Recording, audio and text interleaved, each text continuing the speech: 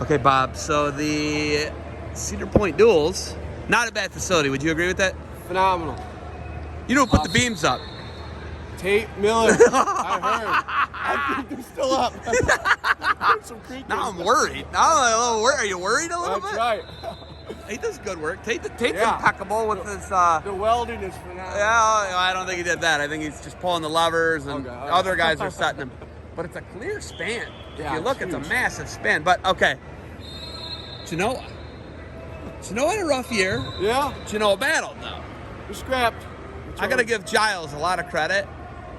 Giles went deep into the district tournament. He was a top 8 guy. Tommy Giles, yeah, Tommy G, yeah, he had a great run there, yeah. And you guys look at it. I mean, you guys went from breaking the state record to you had 2 guys that didn't get to win their second state titles in Contos and what was the other one? Morgillo. Okay, so these 2 guys don't get to win their second state titles. Yeah. They were on an all-time great team. Yeah. And then you bridge the gap with you go into it's a rough year. Yeah. Dual meet wise. Yeah, not having an off season was tough. We needed a good off season. A lot of youngsters in our lineup, and last year was crippling. But we're happy to have an event like this to get our feet wet, and it's like our tune-up for Disney. So we're really excited about the opportunity to come in 50 miles and wrestle, and from our high school, and some good competition. Do you guys go to Cedar Point tomorrow? We're going to let the kids do what they want with their passes. There's some family commitments. We got graduation, high school stuff going on. So we're going to let them choose what they want to do. When you see an event like this within 50 miles and you get some out-of-state competition, you get to battle some local D3 rivals, Archbold, teams like that, right? Yeah. What's it like for you guys to get back up on the horse and work towards the greatness? I don't know if it's realistic to expect to win 6 state championships in 1 year, win half the state titles. But how do you get back up on that horse and climb and chase what you were? Just events like this, it's good exposure for our kids.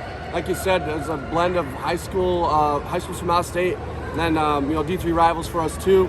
I think just the more you put yourself out there, the quicker you climb those levels. And our kids need that test. They've been wrestling club this spring, and then our Disney training cycle. So this is like just a gut check for us, and we're getting it checked right now.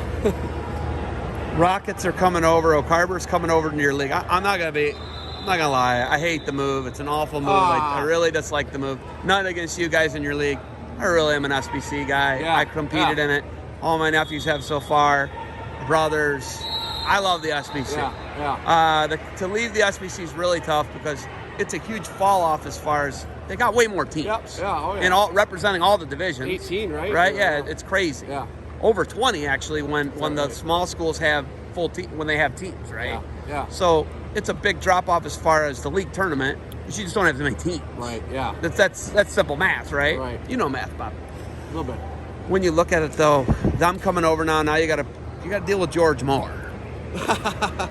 It makes our conference better at wrestling. I think it's a win. I mean, we push each other every year. I think that it gets me out of bed in the morning for BLCs. It gets our kids out of bed. I mean, working in the morning and after school. I mean, I think it's good for the sport.